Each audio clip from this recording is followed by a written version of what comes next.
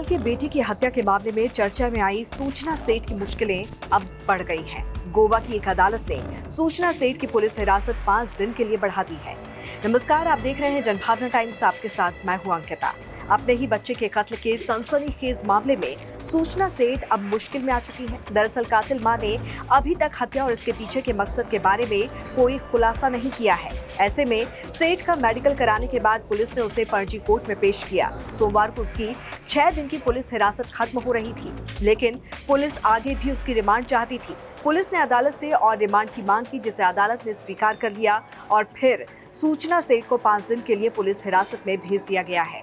हाल ही में बेंगलुरु स्थित artificial intelligence startup mindful AI lab की सीईओ सेठ को गोवा पुलिस ने उनके अलग हो चुके पति पीआर वेंकट रमन से आमना सामना भी करवाया था। इस दौरान दोनों के बीच जमकर बहस हुई। वेंकट रमन ने उनसे पूछा कि तुमने मेरे बच्चे के साथ क्या किया है, तुम मेरे साथ ऐसा कैसे कर सकती हो। इस पर सूचना ने जवाब देते हुए कहा कि उसने कुछ भी नहीं किया। सूचना इतनी शातिर महिला है कि उससे हत्या का जुर्म कबूल करवा पाना पुलिस के लिए टेढ़ी खीर साबित हो रहा है।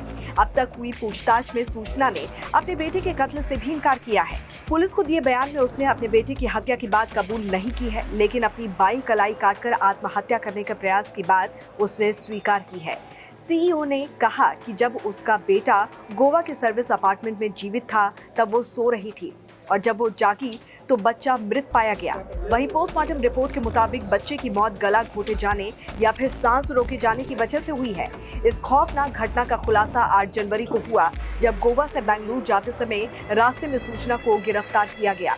सूचना के गिरफ्तार होने से पहले उत्तरी गोवा के कैंडोलिम में एक रिसोर्ट में कथित तौर पर अपने बेटे का तकिए से गला घोटकर उसने हत्या कर दी थी। फिर उसके शव को गोवा से बेंगलुरु लेकर भागने के लिए किराए पर एक टैक्सी भी ली और बेटे के शव को उसी टैक्सी की डिक्की में छिपा दिया था। सूचना सेठ और रमन ने 2010 में शादी की थी और 8 साल बाद तलाक के लिए अर्जी दी थी। सूचना सेठ और रमन के बीच बेंगलुरु की एक पारिवारिक अदालत में तलाक की कार्रवाई चल रही है। अदालत ने उसे मुलाकात का अधिकार दिया था, लेकिन सूचना सेठ अपने बेटे को पति से मिलवाना नहीं चाहती थी और यही वजह है कि उसने इस घटना को अंजाम दिया। गोवा पुलिस को वेंकट रमन ने बताया कि 6 जनवरी को सूचना सेठ ने उनको मैसेज किया था। उसने 7 जनवरी को बेटे से मिलने के लिए बुलाया था और जब अपने बेटे से मिलने पहुंचे तब सूचना वहां बेटे के साथ आई ही नहीं। रमन के मुताबिक सूचना पिछले 4 रविवार से अपने बेटे को पिता से मिलने नहीं दे रही थी। आरोप है कि 5वें रविवार को मुलाकात से पहले ही उसने उसका कत्ल कर दिया। अब 19 जनवरी तक सूचना सेठ को पुलिस रिमांड में रहना होगा। ऐसे में देखते हैं कि पुलिस के हाथ इस मामले में क्या कुछ सफलता लग पाती है। इस पर आपकी क्या राय है, जरूर बताइए। जुड़े रहिए जनभावना टाइम्स के साथ। नमस्कार।